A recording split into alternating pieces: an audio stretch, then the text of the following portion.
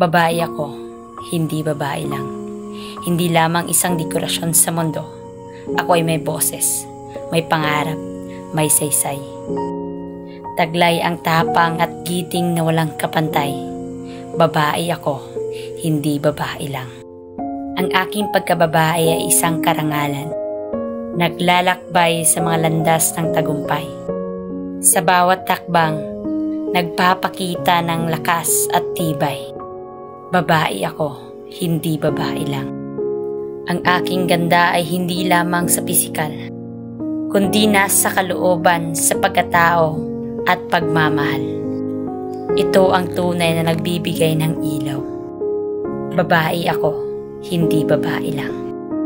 Ang aking pagkababae ay isang regalo.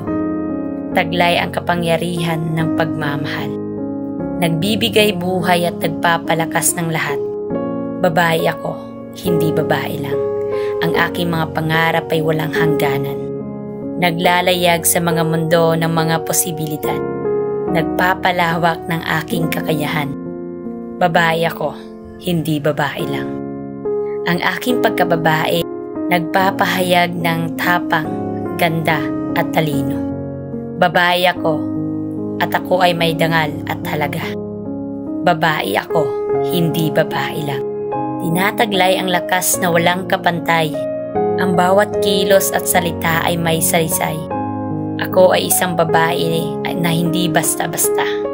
Babae ako, hindi babae lang. May pangarap at ambisyon.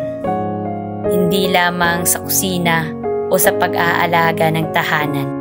May kakayahan na humarap sa anumang hamon. Babae ako, hindi babae lang. May tinig na dapat marinig at pakinggan. Ang aking mga salita ay may kapangyarihan upang ipahayag ang damdamin at saloobin. Babae ako, hindi babae lang. May karapatan sa pantay na oportunidad. Dapat respetuhin at bigyan ng pagkakilala. Babae ako, hindi babae lang.